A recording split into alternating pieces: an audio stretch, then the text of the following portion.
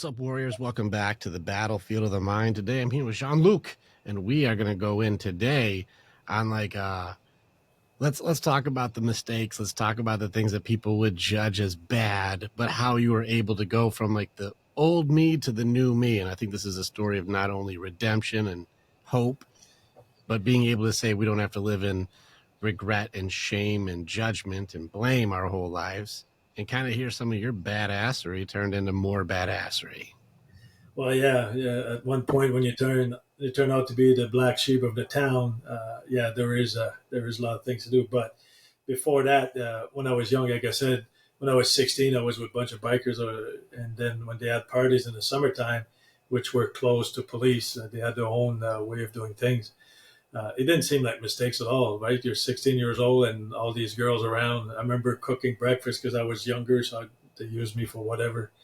And then you see the tents and the girls coming out half naked. And it's like at 16 years old, it's like, whoa, this is the life. Yeah, I love this.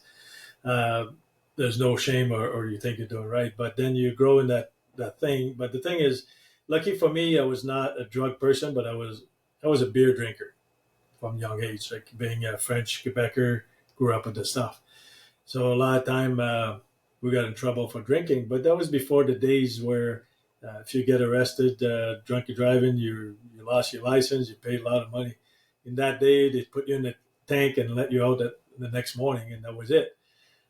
It was not right because a lot of my friends, well, some of them died in car accident and others are in wheelchairs, but it was the day, right?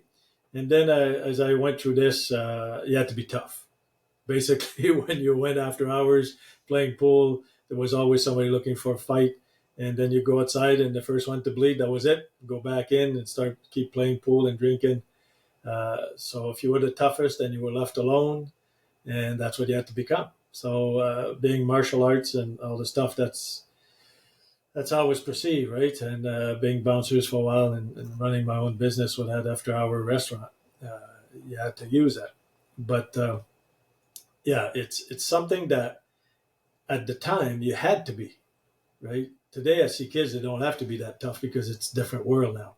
But in our day, you had no choice. If we're not tough, you were paying the price. And so you learn to fight because I was picked on. I was younger, so I was not scared to get hit because I was getting hit for nothing. So now, when you take away the fear of being hit, then you can become a little bit more dangerous. Because all I wanted is I can get one punch. I don't care if I wake up in the hospital. That was the attitude at the time, and so we grew up like that.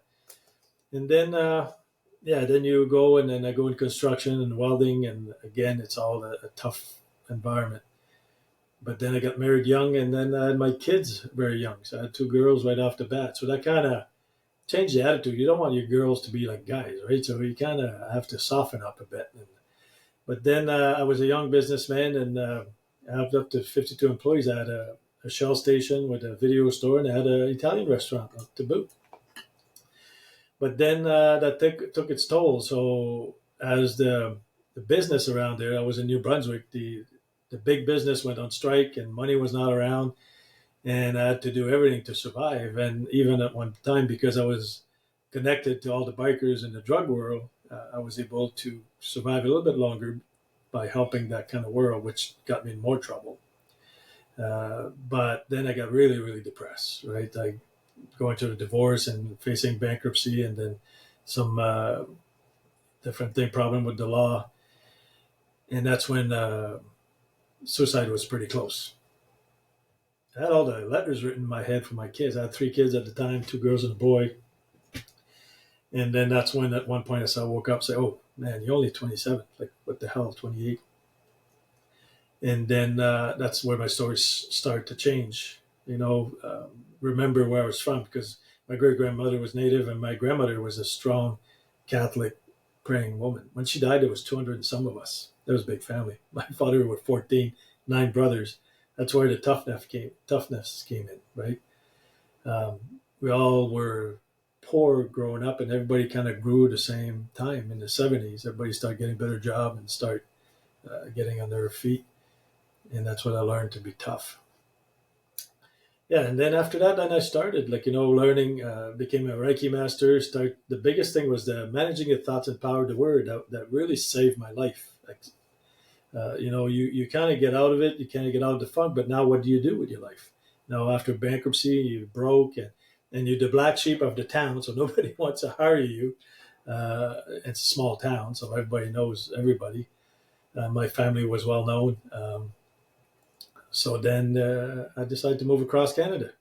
So I had to borrow a credit card from my ex and then drive across on the old Luminel with 400,000 kilometer, which is about, I don't know, almost 300,000 miles on it, breaking down all the time. It's like, oh my God, like you just, but because I had the tools, I was able to create a vision for my life. And I was able to every day kind of face, even though I ended up in Edmonton, sleeping on the floor of my buddy's house, I was just as broke as I was. There was no bed in that room. Lucky for me, there was a rug. So on my sleeping bag and my pillow, I was able to survive for a few weeks, get a job, and then find other places to live.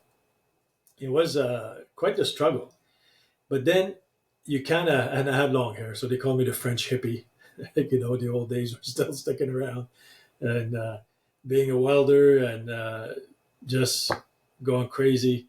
And then when you're broke, life is so hard because what I did when I came to Alberta, I didn't know that in the summertime here, it's light at 4 in the morning and until 10:30, 11 o'clock at night. I said, man, does it ever get dark here? And then when I work on the rigs, welding on the rigs, I got sunstroke with major headaches, but I could not take a day off. So for 3 or 4 days, I'd get up with a major headache, like a migraine, go to work with the migraine all day. Like I could have died of a heart attack, but I could not take a day off. I needed the money. I needed to keep working. So after a few days, then the headache started to go away because I kind of realized I was working at the top of Derrick in the sun. So you work with a helmet and a leather jacket, and it's just like, but you have no choice because you have to survive. And so it's like, what the hell do you do? So that's when the toughness paid off, right? To be tougher than your body and tougher than the next guy beside you. But when I look back, it's like, man, that was not a good decision for my health. It's like, what the hell were you thinking? But I was not thinking.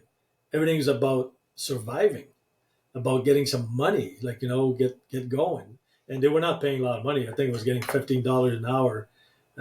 It's low for a welder, but I was in there and then kept going, and then another job and another job, and sometimes I had two jobs. I had a job on the weekend and jobs during the week, and living with the guys. You rent a house with three guys, but also there's 15 people because the cousins and brothers and girlfriends are showing up. They're taking all my food, and because I'm working on the weekends, I'm working during the week, and everybody's there partying. So you kind of like, okay, something's wrong here. Like I got to keep going, right? And then that's what I did. So step by step, you kind of make sure you understand your vision. Make sure what's your passion that drives you, because now you're ready to kill somebody, right? You got to lock your bedroom door and put your food in your bedroom so they don't take it all, because they're just party people. And the guys I rented the house with, well, one of them is away working in the camps, and just everybody's just abusing and it's like, and then finally I get my own place and keep going and then get better jobs and work my ass off and then move up and then take more courses, go back to school. In the meantime, always working on the spiritual side because that's what keeps me going, right? If you just work on one area, then you can't make it. But then when you understand what drives you and where you want to go and you're able to share with people and connect with some better people, then you keep moving up. And I was in the union as a pipe fitter and a welder, and that's where I worked my ass off. And trying to be nicer in that industry, not getting into fights, because I was a stranger, I had long hair like a hippie, and I was French, which was not a good thing to be in Alberta. Uh, so you were a duck. But what I understood is that in the industry, because in construction you go job to job, you're hired to be laid off. You're here to fix something or do something. Then once it's done, you're gone. And I realized that the foremen and the general foreman, they were all buddies. And the next job, the foreman could be the general foreman and vice versa. So they never gave themselves bad jobs. So the stuff that needed to be done that was dirty, well, there's Allaire. Give it to him, right? And so I got to learn to do all the bad job, the dirty job, but the learning jobs, because they give it to me, nobody knew how to do it. So I had to figure it out, and the crew that would follow me. And then all of a sudden, my name is getting up there. So the general foreman and the foreman that don't want to piss each other off, they give me all the weird job. And then that's when I became specialty in a lot of areas. And then I had a crew that would follow me because I was always on overtime. And by doing this, my temper started to slow down a bit because I still had a bit of a temper. When somebody abused me, or kind of the right word is shit on me, I would not take it easily. I would fight back, which is not always a good thing when you're trying to move up. But and that's why I always had to remember, okay, where do you want to go with this? Like, and I was working way too many hours all the time. Like, when you go into camp, we go here in Fort McMurray where the big plants are, you do 24 days straight. You'll be 12 hours, 14-hour days. And then you come home for a few days. But if you had a girlfriend, well, that didn't last very long because she didn't see you for 24 days. You come in for 4 days. 2 of them, you have to do a lot of work. That was before everything was automatic. You had to go to the bank. You had to pay the bills. And yeah. So a couple turn around and the girlfriend be gone and look for another girlfriend. It's like, but I took care of my kids, and I took care of my parents, and that was the whole thing, right? To get back on track and just keep moving up. And the doors kept opening because I worked so hard that the doors would open and I would go. And then a lot of time I had to go back to school, night school, weekend schools, to become I did my PMI, which is Project Management Institute. That was a year program, and once a weekend every month. And then they gave me a computer at one time. Like, you're a welder, pipe fitter, and you keep moving up, and all of a sudden they put you in the office with a computer.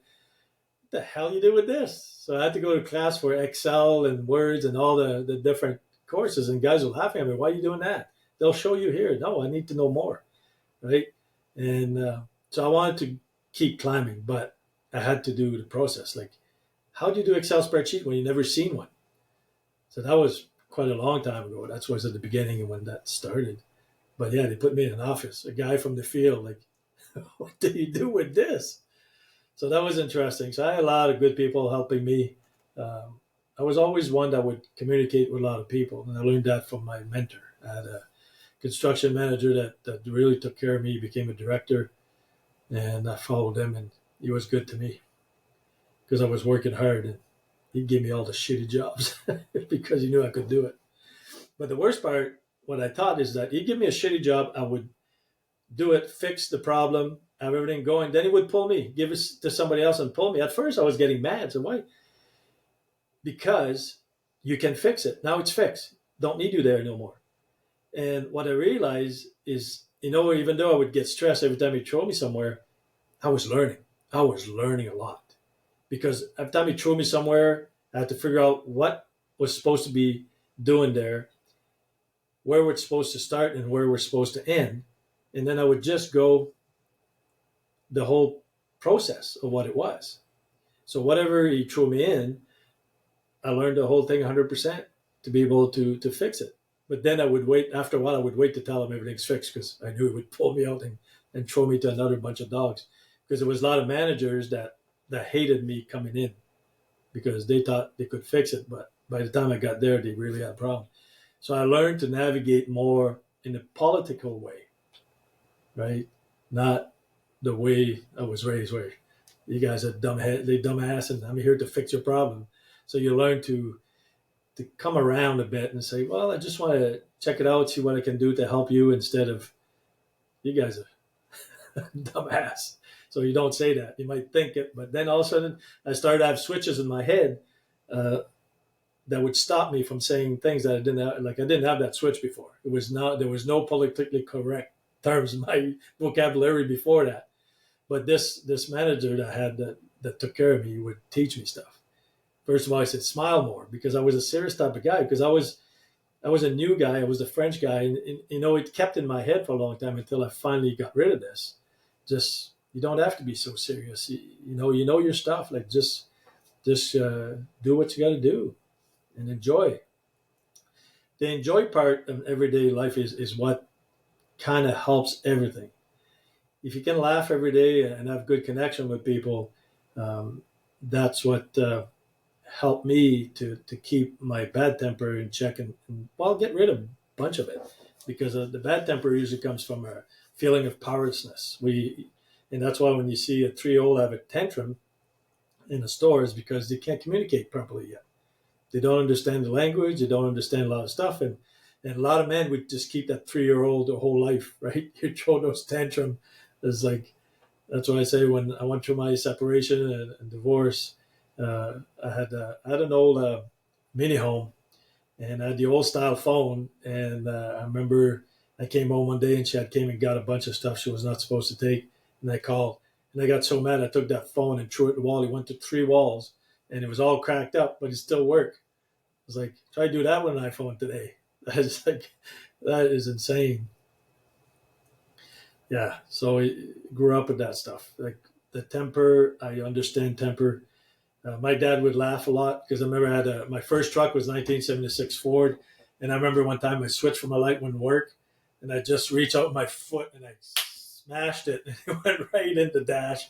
And then I took it to my dad at the garage. So every weekend my truck was in the garage for something, and I took it there. It's like, oh my god! So I had to put a new switch. And it's like, you got to slow your temper.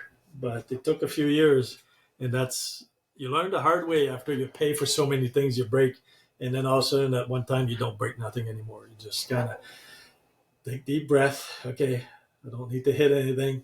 Just got to calm down and take it from there. I think you make a lot of good points. Thanks for sharing so much of your story, man. I'm going to do a couple recap things if it's okay with you, to kind of go through, like, let's look at some of the pieces that we got here, because it's kind of cool what you got. Let's take a look at some of these lessons that you peppered in and see if people can go, damn, there was a bunch of lessons that are in here. First off, a lot of the dudes can relate with, you got to be tough. A lot of guys can relate. You got to be tough. You had the biker world, construction world. You had this, like, doing the shit jobs world, and people putting you down or judging you for being French or being long haired, or the initial judgments and, stereotypes you had to beat out. You got to be tough. And a lot of us guys don't understand what strength really is, especially when we're young. We think it means be mean, have a temper, hurt other people. That makes you tough. Be a real man. Don't cry. Don't show weakness. Don't show vulnerability.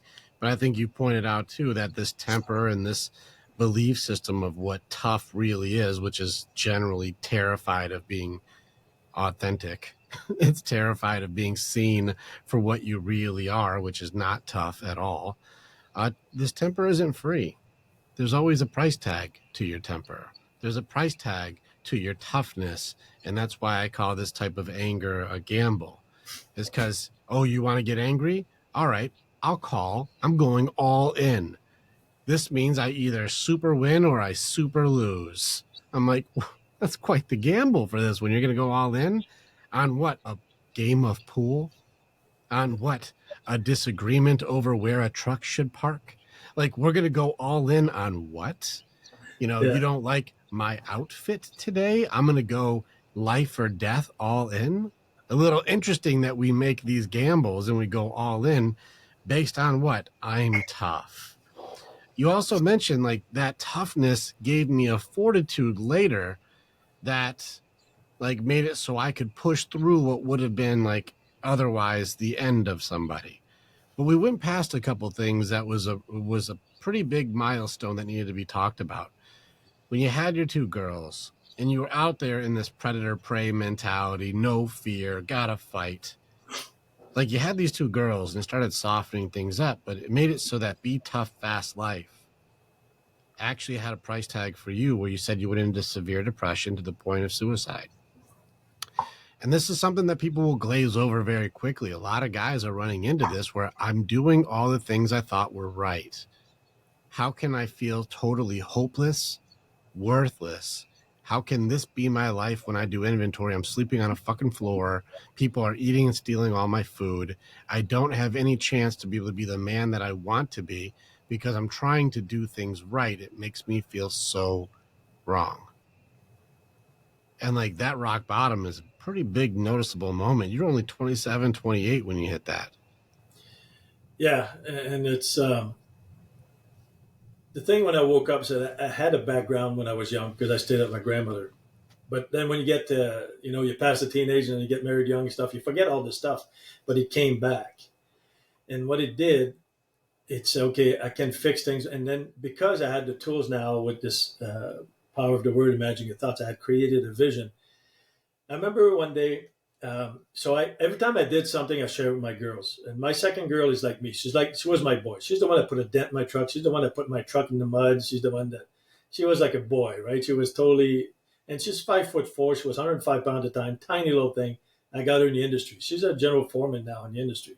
But years ago, every time I went and did something, I would share with them. I would share my struggle. I would share how I changed. And I remember one time her mom came back in their life. Like I was mom and dad for quite a few years. Long story on that one. But her mom tried to talk bad about me from when we were together. Yeah, when I was young, I had bad temper. I never hit her, but I realized later I was verbally abusing because that's what I knew, right? And I tried to fix that. But as I kept working on myself and changing myself, I always shared with my girls. If I go somewhere for a retreat, I come back, and the first thing we'd do, we'd have a get together, a supper, and I would share what I learned and see what I can help them.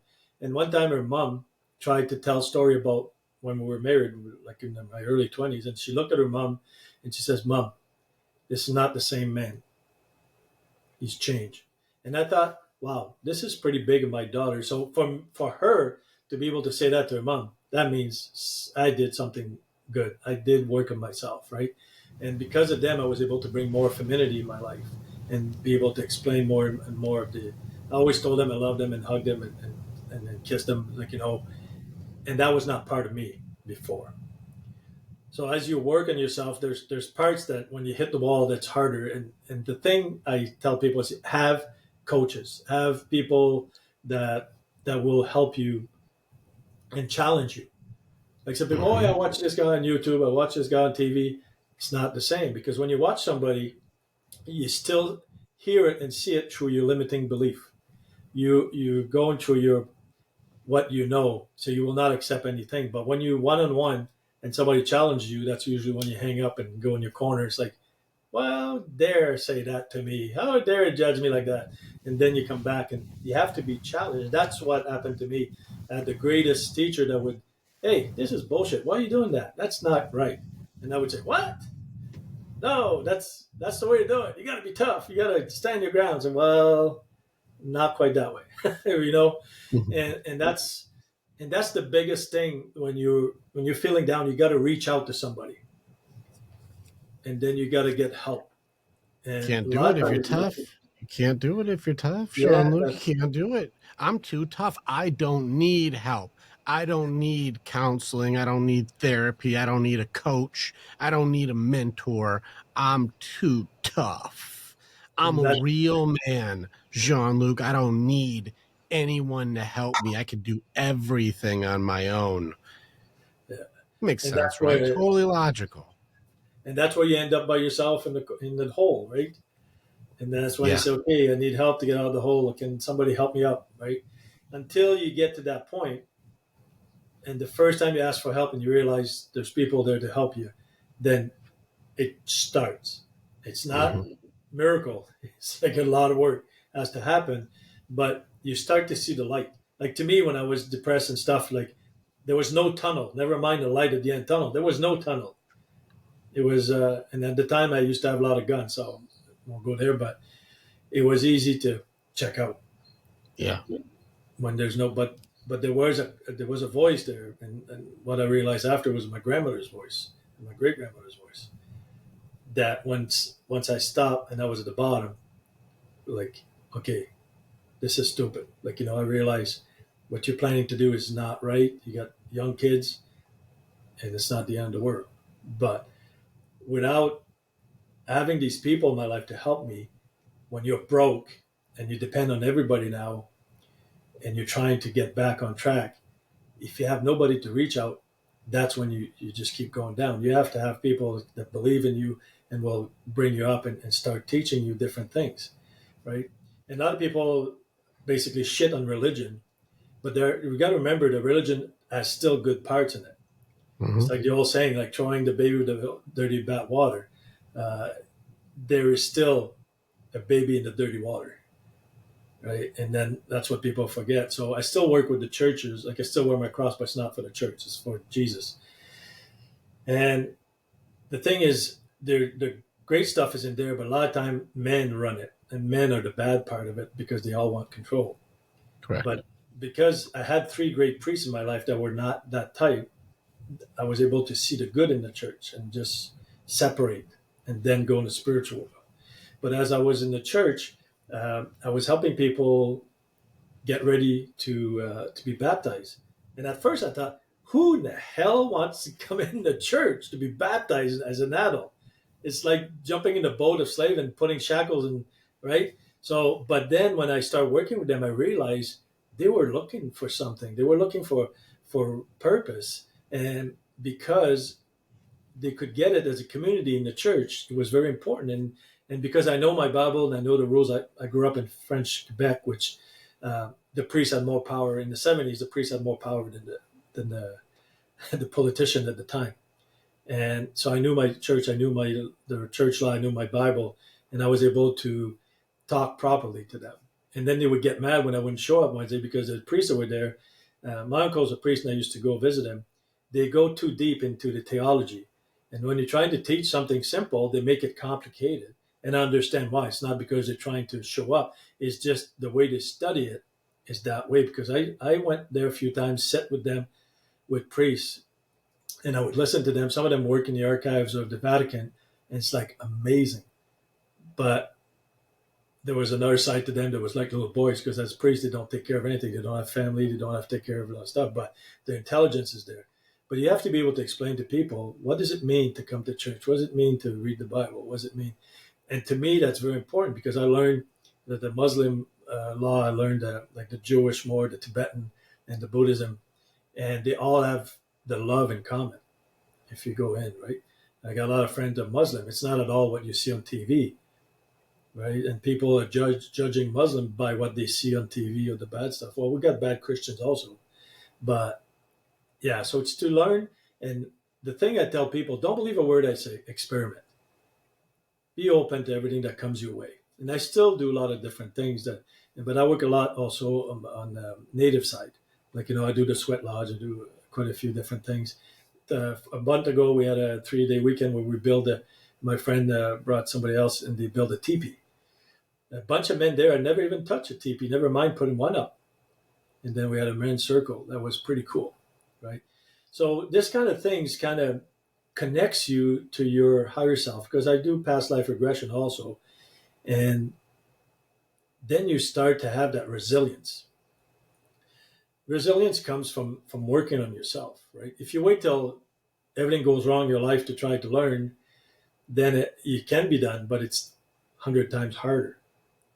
You got to build that resilience first. You got to connect to your higher self. You got to connect to people. You got to connect to whatever you believe in. It may be to Jesus or Buddha or Allah, and work with it. And that just gives you that resilience. When something happens, you can just sit down and say, okay, why is this happening to me? What is it I'm supposed to learn from this event? And why am I attracting this? That's the biggest thing I work with. When I work with the law of attraction, which is part of the managing your thoughts, where I teach people how to do affirmation. I got daily affirmation we do, and then we got 21-day affirmation to reprogram yourself. That just becomes part of a resilience where you can connect to. Believe it or not, there are people who don't know what you're talking about. They say they don't like. They may not know what the secret or the law of vibration or law of attraction is. Can you maybe just give a quick synopsis of like what I'm talking about is so they can go, oh, because there are terms thrown around like manifestation that the brochure seems nice, but what are you talking about? Well, you attract what you are. Let's put it this way. So if you look at, for example, relationship, why do you go to relationship? You attract the same person all the time, right? Also, you start a new relationship. Oh, it's beautiful, but then in the same pattern as the one before, and you do that over and over until you start changing your mindset. Like, okay, I don't want to attract that kind of woman. But because your energy is what it is and your belief system is what it is, you'll attract the same kind of person all the time. She'll look different every time, but at the end, it's the same kind of person. Um, when you're negative, so it's basically all poor me. And then all of a sudden, when you do this, it's also a law of attraction. You attract bad stuff. So the universe will give you what you want, negative or positive. So if you look at poor me and you're always down and oh, this shit happens to me all the times, guess what? It does. So if you look around in your life and you're in a poor me attitude, everything goes wrong. Your car breaks down, your job's not paying, or it's not a good job, and you can't get ahead. But the same way you do this, when you turn around and start to be more positive, but the thing is, the thing about being positive, like a lot of people say, well, I say all the positive things every day and it's not working.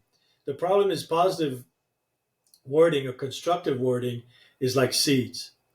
But the thing is, your limiting belief is what will stop it. So it's like putting seed on cement. So, for example, you want to attract money. You say, "Oh, I want to make more money. I make more money. I have a better paying job." But then all of a sudden, your limiting belief is that money is dirty. Only rich people, like my grandmother's rich people, were bad people because they got screwed over. So that creates a limiting belief like cement on your seat. So once you remove this limiting belief that money is bad, and you start doing it again, but now your seeds are falling on good grounds, and now you attract the money. Energy, it's hard to define somebody, so you have to start from the beginning of what you want and what you attract, and look at where you are in your life. So I call it the GPS, basically. The GPS, you have to know where you are now. Most of us now, the car tells you where you are, but in the old days when we had to go in the field, you had to take a machine with you and find out the GPS and put where you are in the GPS to know where you want to go. And that's the thing. So basically what we need to do is find out, how do we got here today? What is it that worked for me and what didn't work for me? That shows me my way of thinking and the way of attracting what I have today. So if you're in trouble today and your life is like shit and you always got a bad relationship or you always got bad luck, let's look at it. Right? Why is that? And then try to start switching. You can't switch everything right off because there's still hard set mind, especially tough guys, right? He's like, no, I know what to do. I won't do it. Like, that doesn't make sense. Okay, let's try it just for fun, right? Don't believe me. Just try it. Here's a cool thing then. It's funny that you say like to be able to that jump for guys. That jump. Like let's take into account some of the things that helped you switch over. I'm going to go back to when you were working construction and the guys would do what would be considered, if you had a poor me victim mindset, they're only fucking with me. They're giving me the shitty jobs. They're making me have to do the ones that suck. These guys are always trying to get me. They're always out to get me. But here you are, and you keep saying a term over and over again. I'm going to fix that. I'm going to fix this. I can fix this thing. I'm going to fix the things. When you started off as a person who breaks things, you've now switched over to a person who wants to fix things. And this is like you said, the cost of temper. And then now I'm put in these positions that are going to really test my resilience. They're going to really test my fortitude. What kind of guy am I? What's my real toughness? And so you got put into doing all the dirty jobs, the jobs nobody knew how to do or didn't want to do at all. And they said, Jean-Luc, he'll do that. We're giving it to you. You take the shit job. And you're like, each shit job teaches me something. And it's funny because you started off in a position that made problems, broke things, and was considered dirty work. You were the black sheep. You were the one who was the reputation of the town, right? And the way that you cleaned up your reputation was by doing the dirty jobs. That's interesting, right? That I did the dirty jobs until my reputation became cleaner. Almost like I went in and did the work nobody wanted to do so I could be seen as who I'm really trying to be. Yeah, it's like I moved across Canada to get away from that name. But the thing is, because I had a clear vision, when I got there, I realized like I wanted to make money. So by doing the dirty job, I was now foreman. So foreman is getting $5 more an hour, and on double time you get $10 more an hour. So to me, because now I was hungry, I didn't care what they gave me because I was going to make my name. I was going to make sure that I climbed up. But the thing is, I realized these guys were from Alberta. They had worked these things forever. They were kind of used to it. They were not hungry like I was. Well, I think I was being a little more metaphorical, also, Yeah, though. it's yeah, yeah, to be it makes sense. But yeah, I want a good name. I want to climb up. But the thing is, there was no poor me anymore because of things I've done and I've worked on, and I had a clear vision. The poor me wasn't there. I was figuring the system. You know, when you're hungry, uh, you look at the way to catch the prey, right? So you're in the woods, you're starving to death. Like, what do I do to catch this prey? I have no guns. What do I do? So that environment was the same. Now I realize what they're doing. Like, they don't give each other the bad job, but I had learned enough now that I was a foreman, but I was the last foreman. What can I do now to make sure I stay foreman? Not even, and then figure out the system. I was like, they were like praise to me. It's like, how do I do this, right? But the things I learned, I became a specialty in many areas of the construction in the oil field, and that was very great. But there was no poor me in that environment because I was hungry and had Well, total vision. well, there was at some point. Remember, Yeah, you hit that rock bottom. You hit this oh, that was in New depression. Brunswick. Depression is poor me. Depression is everything sucks. I'm a piece of Yeah, shit. I'm worthless. So no, it's in there. You're just too damn stubborn with your defense system to admit it. well, That's what being tough means, is we have to suppress our feelings and our reality to give off a persona, or some sort of an energy of confidence when everything is going wrong. So you'd still go out and meet ladies like you're the man, knowing that I'm going to sleep on my buddy's floor tonight. yeah. So when I went there, my 27, 28, so it was at my 31 to 32 when I went to Alberta, came to Alberta. And the thing is, there's probably a lot of fear. There was no more poor me because before I left New Brunswick, I had went through a lot of processes and I was going to be successful out there. There was no poor me, but there was a lot of fear of failing. The failure was like present, right? I had to succeed. I had to make money. I had to get back on track here because I had a family to take care of. Mm-hmm. So that's what I think was the driving force, having a strong vision of what I wanted, and the fear of not making it was one of the things that was also fueling my drive. Well, you were fighting for more than just self gratification and greed. Now it was for need to take care of others. Yeah, Responsibility helped you reform, if that's what I'm understanding. yeah. My kids were a big driver. They're the one Yeah. that stopped me. They're the reason that stopped me when I went through the down, and now they were also the driver of my future. Like, I had to make sure I succeed for me, but for them, and then my parents also. I helped my parents, so it Yeah. was So all. so this is where again, we're in a world right now where be tough, be strong, but there's not a lot of empathy for a man. But if you're going to tell me a guy who's at the end of his hope, there is no tunnel, there is no light, can hear the voice of his grandmother and remember that he has to keep fighting through the darkness and the dirty jobs because he loves his children and loves his parents, you're going to tell us guys have no big hearts? You're going to tell us that we are just stoic rocks and that's what we are? We're the rock for our people. It's like, no, we're big hearted motherfuckers. That's who we are. We're big softies. It doesn't matter how tough someone wants to pretend. I've actually had big ass bad motherfucking bikers break down in tears with me when I get into their heart stuff. I don't care how tough the dude acts. Inside, we're big softies. And so, no different than you, no different than me. I'm a big old softy. Don't get me mixed up. Like, us real tough dudes will fight to the death for people that we love because we love that hard. And so, your darkness revealed your heart. Your dirty jobs cleaned up your reputation. The drive for you to survive made it so you tried to figure out a belief system or a thought process to thrive. What I'm saying is, if you're noticing, is the darker the times, the more you find yourself. And I want this to be a lesson for people with what you're sharing, is that you are in the spots that you don't want to look.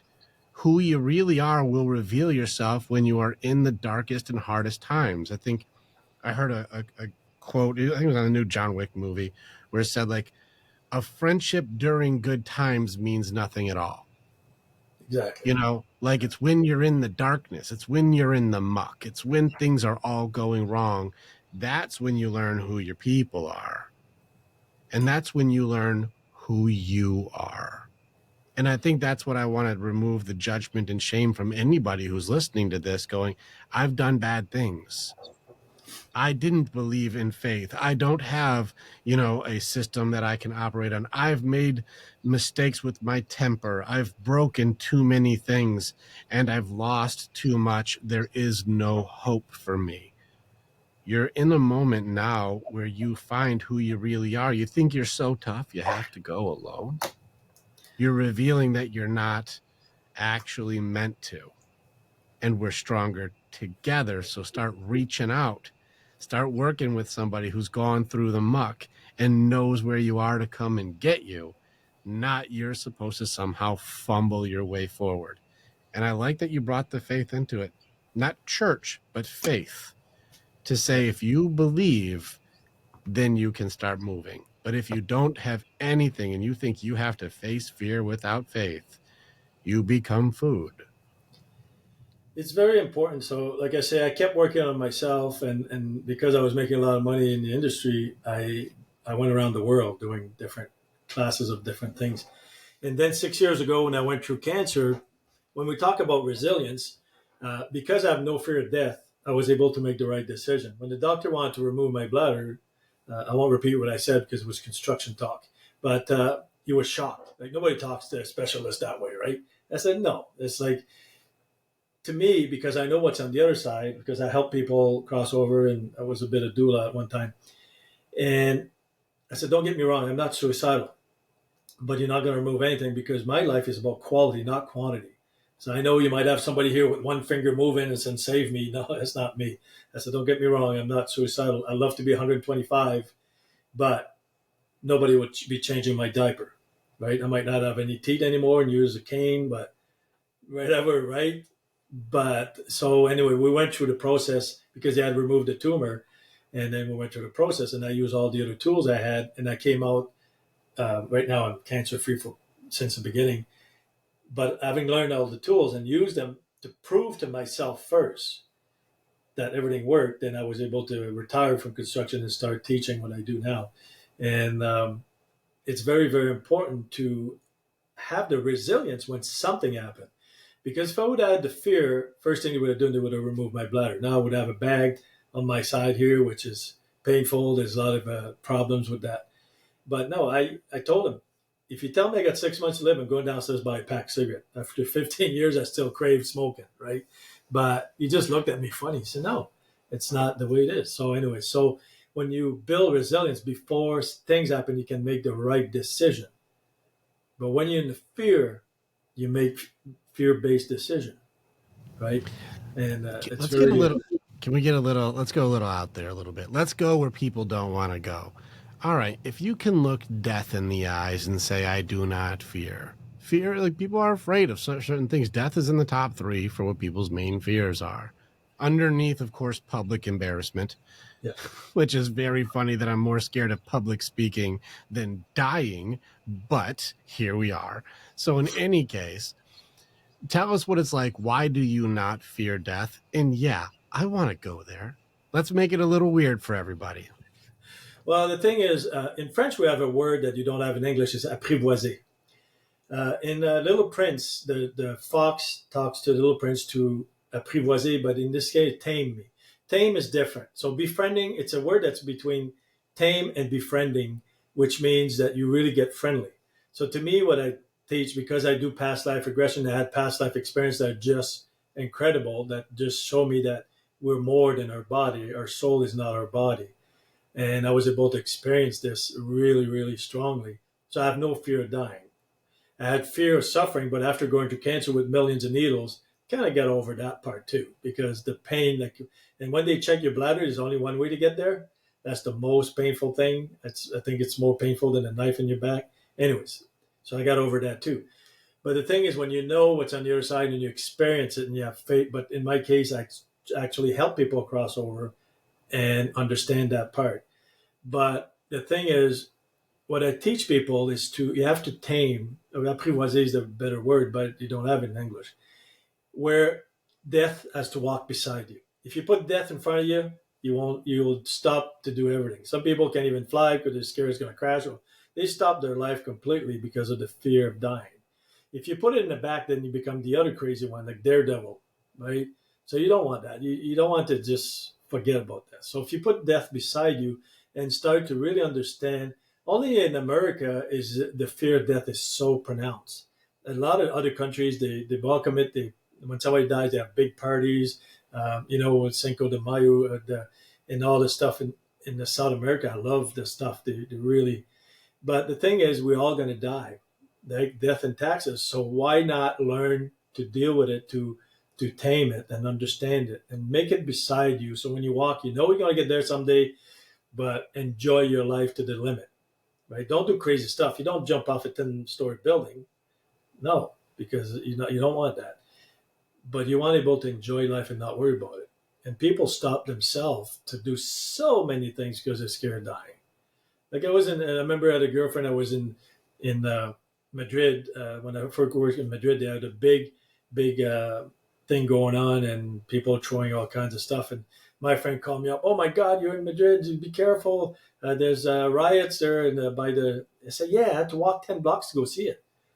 He said, what? Well, yeah, I had to walk 10 blocks to go see it. Like it's a one little part. If you're in a city of 6 million, something happened. It's usually a one little dot on the map, right? But people will not go to Madrid because there was a riot there by the palace. Really? But that's fear.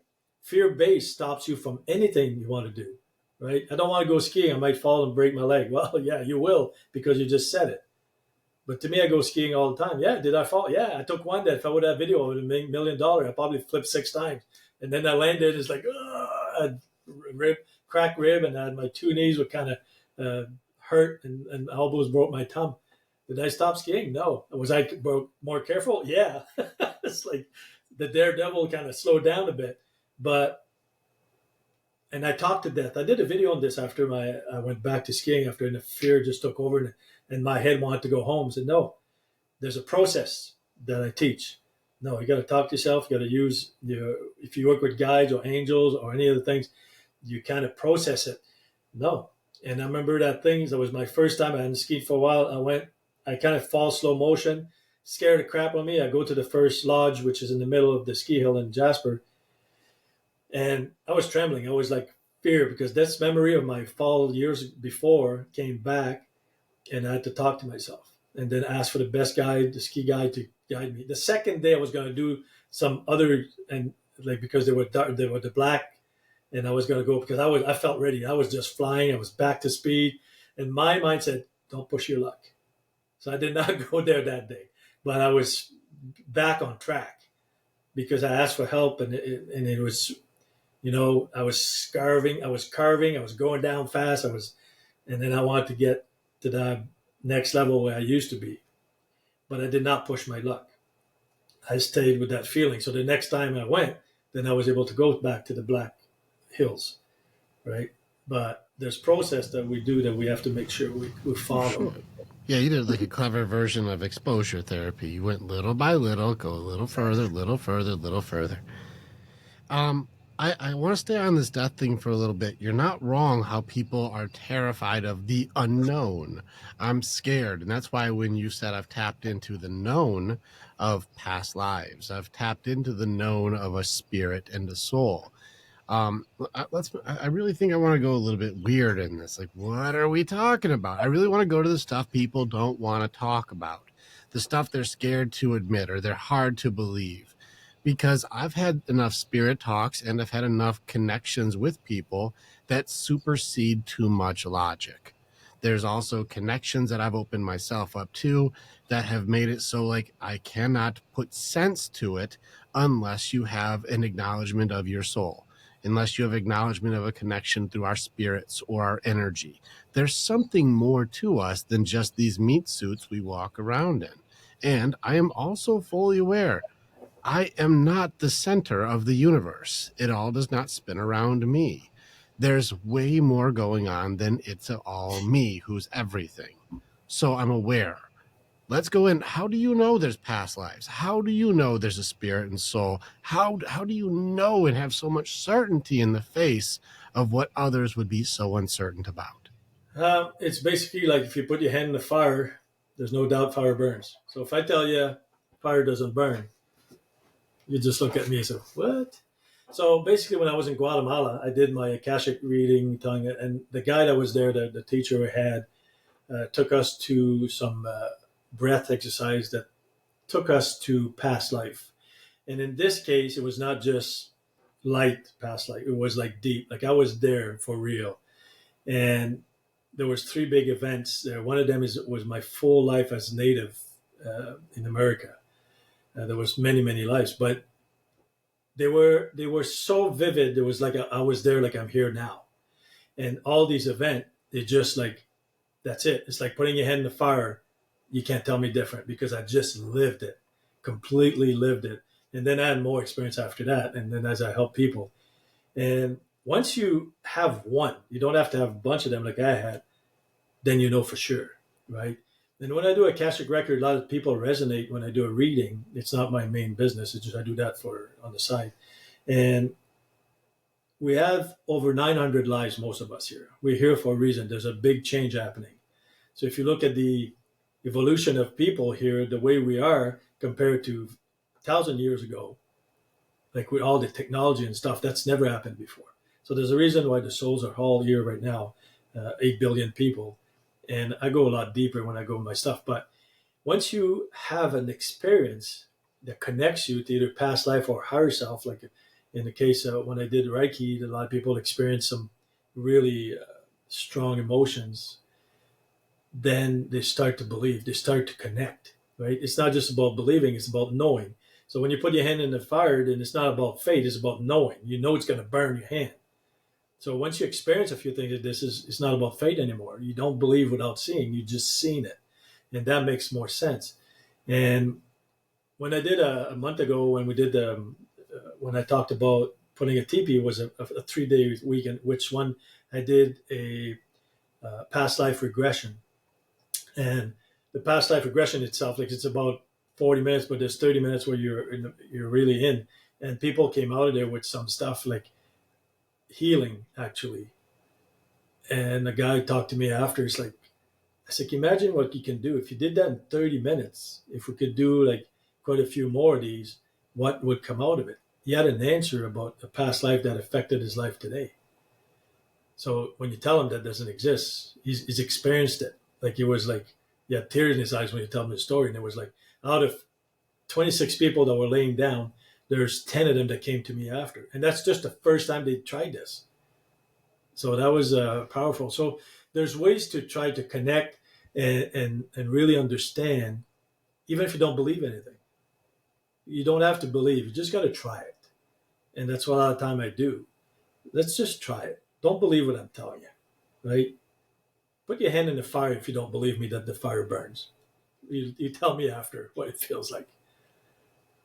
I think it's fascinating. I've talked to other guys too. I did there's a Patreon episode that I have that was too intense for people to like put out in public with Daniel Jackson, who's a spirit medium. And he was also saying past lives is a real thing, dude. And like you've gone through, he pointed me out. He's like, your soul's been back 28 times. He's like, this is your 28th time of you going through it. And there's some have more, some have less. It's just how many times has that soul done its thing? And I was like, all right, I'm listening. What do you got? And he started breaking stuff down. But it's not too crazy when you meet people who are very young who have old souls. People who'll be very young and are just drawn to 1930s music. Like it's not crazy. And I can also say there's parts of me that like, why am I so drawn to certain cultural things over other ones? Like I find Japanese samurai culture highly connected for some reason, but I also find North culture also highly connected. There's warrior DNA in this soul.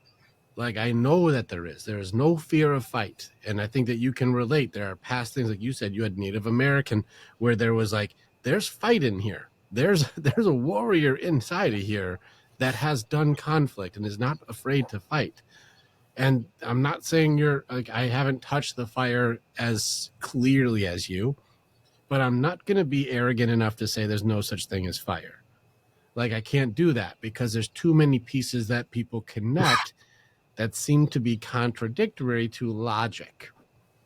I'm like, it's hard to argue because there's a thing there. So I can't say you're 100% wrong, and any percentage deserves to be challenged. Maybe there is something. Yeah, it's very interesting.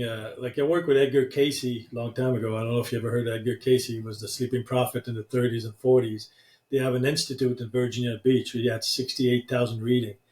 And I worked with that for a long time. I had it on the DOS, the CD DOS. And when they transferred it to the Microsoft, I did not update it. But I still read some of his stuff of past life. And he's very, very interesting man. But it used to be deep, deep trance. He's called him the sleeping prophet. You had to be sleeping in those days because nobody believed in that stuff. It's not And crazy though, because even most of the things that I wake up often, I think that, God talks to me through like when I'm in that veil between. I wake up at almost like 2 to 3:30 in the morning most nights and have to wake up and write. Like a new thought came in the middle of the night often for me. Even this tool right here and many of the tools I've built for psychology and for human behavior have come in the middle of the night, and then I send these out to other authors, other psychologists, other PhDs, other people who have done the work. And I'm like, what do you see when you see this? And they come back and go, this is one of the best tools I've ever seen for this.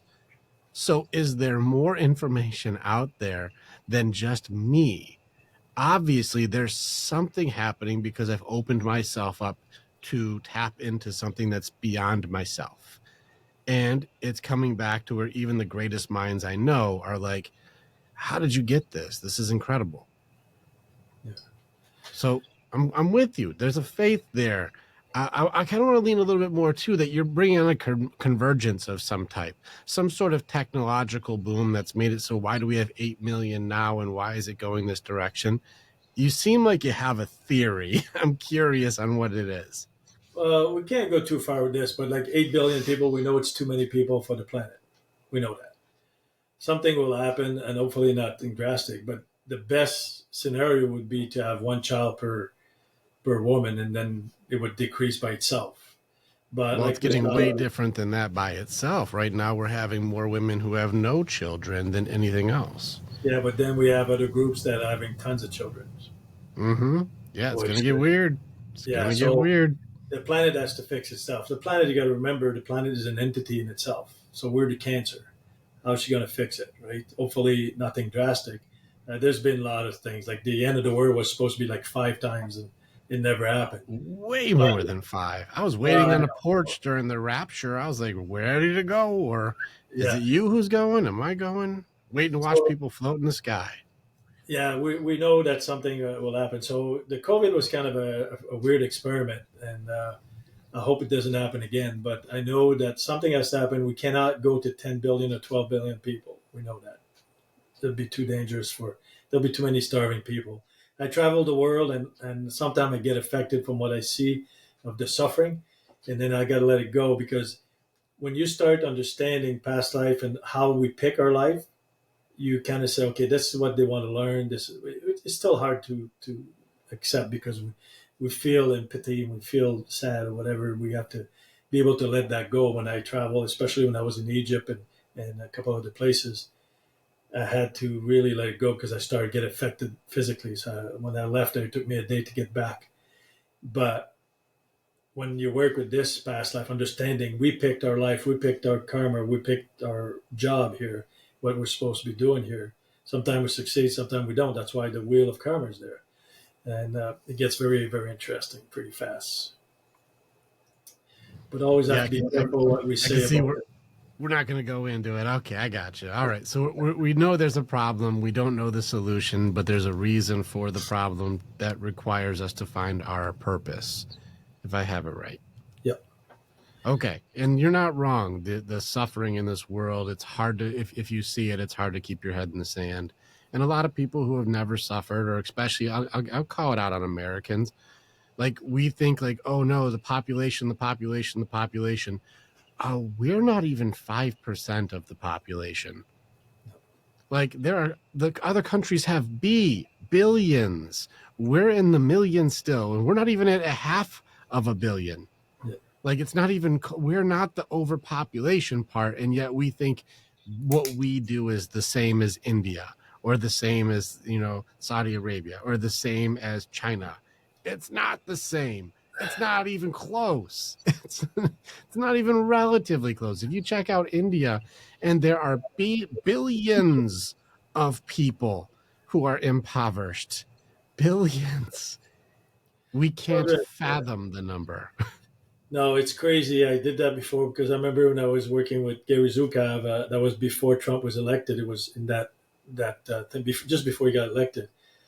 Uh, Here in Canada, when there's election, we can make a lot of jokes. There, when I was going there, first of all, I learned about the black and white, which I did not understand at first, because there was 100 of us going every 6 weeks, 8 weeks to work with Gary Zukov in Portland, Oregon, and that's what I told him. It's like, you think the world's going to end? Like the one that we're against thought, oh my God, if he's elected, it's the end of the world. The one that we're for him, if he's not elected, it's the end of the world. I said, you guys don't represent 0.5% of the population. Like if a U.S. is wiped out today, nobody you're going to notice, right? But yeah, I could not make jokes, so that was funny. But here in Canada, when it comes time for election, man, everything is open. It's Well, like, well, listen, anybody who can at least have a little bit of awareness can make jokes on all sides, and like it's not that serious. But oh, it you was know, that time. It was. oh, I'm sure. Listen, we make up all kinds of stuff, and like of course, our propaganda is our truth. And you saw during that time, like even though Trump did a lot of good things, people hated him, and because they personally didn't like him, anything good was now made bad. And Yeah, this is how people operate. We think because we're emotional that it is what the truth really is. But there is no such thing as truth for most people because we believe whatever we want. And many times our belief systems don't even require a fact to have them. exactly. So that And gets so, how do very we say we are right? We are true. We are the best ones. We're good. We're bad. If we're operating under blame, shame, judgment, guilt, oppression, or even being offended, we're not right. no. So you have to concentrate on your life. Like to me, a lot of people that judge, I ask them, okay, how's your life with your family? How's your life with your neighbors? How do you get along with them? So what I noticed traveling the world when I was in Tunisia one time, I was at my friend. He had a nice house there, and then he had another house on a farm in the desert. And the house was nice, and his nephew were there. And there was garbage against the school. There was a strike of garbage thing, and there was garbage there. And at night, a kid would come with goats, and they would eat through the garbage. And I would say something to them. It's like, why is this happening? And I would question. And then when we drove to the desert, I grabbed all my garbage I would keep with me, my bottle. They would throw everything out the window. And they have cactus there, and their bags, their plastic bag blue, and they was full of blue bag in the cactus because once they hit the cactus, then the nail keeps the bag there forever, right? And then so I kept questioning and kept doing stuff, and they kept asking my buddy, why was I doing this? Well, he explained, Canada, we don't throw stuff out there, we recycle, we do this, we do that. So by not judging them or insulting them or telling them whatever, when I left there, my buddy sent me a picture. What they did, they went to get a bobcat because they had some construction equipment. They cleaned the whole garbage around that wall and planted flowers, and they wrote the thing on there in Arabic saying something. If they put garbage there, they will uh, go after their grandparents or great grandparents or something Arabic, right? And my buddy sent me this picture. He says, "Look what they did. Just because they hung around with me, just questioning, but acting the way I act without judging."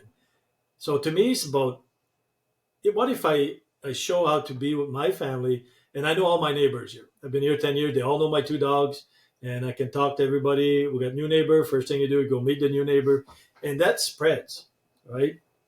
And that's what I look at life. It's like, how can we make this world better? Well, first of all, start at home, right? You start at home. If you can't get along with your family and your neighbors, don't go on the rooftop and scream at people like Trump or anybody else. Well, Fix your home. I got to make my impact, Jean-Luc. Don't worry about my dirty room. I'm going to tell everybody else how their clean Yeah. house needs to be. You sound like Jordan Peterson on this one. Take care of your own shit first, and then try and help other people. But no, this day and age, don't worry about my fucked up stuff. I'm going to go ahead and cover that up. But it's really, I actually do think it's funny too that you said, like, because you're like, why are you guys doing this? I'm really honestly curious. Like, why do you mess your own things up? It just seems silly. And you're like, you know what? Maybe you're right. So they clean up an area, but to say, like, I'm going to do it right. Let's go ahead and put flowers here. That would be good, right? And to make it so that we can have life and cleanliness and, you know, connection and beauty, we'll make sure we put a sign here that says, if you fuck this up, we'll kill your whole family. You're So like, yeah, well, okay, the intention was good. I see what you're doing. Okay. yeah. We may be going a little extreme on the other side now. We're like, I I love don't my remember. flowers more than your life. You But know, hold on. the Arabic always have some. I don't know exactly the words, but they always have some saying that is funny as crap, right? Like one of my friends said, "May the flea of 1,000 camel infest your bag." Like but it's not exactly what it is. They got funny things, but it doesn't translate very well. So this one here is about creating fear of screwing up. But yeah, yeah. So It's that's just by acting properly. yeah. If you're I'm true to I'm gonna yourself and you answer yourself, then I'm gonna agree with you on this one. This one I agree with you on. We have to first start with us. We have to start with us. And this is why I think people are not able to accept the truth because they can't look at their own things and call their own things what they are because we operate subconsciously. We operate in this way that I just do it as a default, or this is how I grew up, or this is what I've always known, or here's what I've always been through. And we never really truly challenge to take care of our own stuff. And yet, because we're coming from wounds, or we're coming from hurt, or we're coming from guilt, or shame, or my past biker life, and my old mean me, we go in and try and tell others how they need to be so we can be okay. When the reality is, our healing is up to us. And once we're healed, then we can help heal others.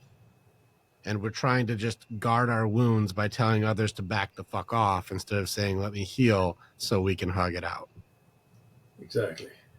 Yeah, pretty good stuff, dude. Your rags to riches story, your progression from the darkness into the light. I am fascinated and appreciative, brother. Now I know you got stuff coming up.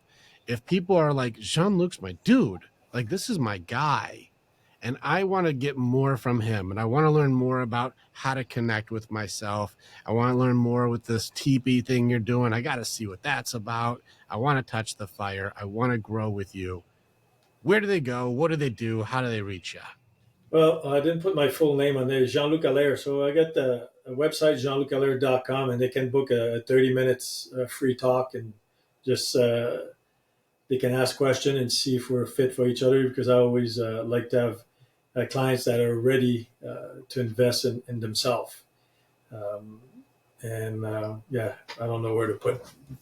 I don't think Nah, we have. we got all your links in the bio, man. Don't worry, we'll take care of you. We'll Yeah, take that's care of great. you. But this is exciting, man. Jean-Luc, I hope that people are reaching out to you. Jean-Luc Allaire. That's correct, right? Make sure I mess Yeah, up my French all the time. So let's get some people to meet with you, and let's help people clean up their own backyard, take care of their own stuff first. yeah. You don't necessarily have to do the fear of death of their family when you clean up your yard, also.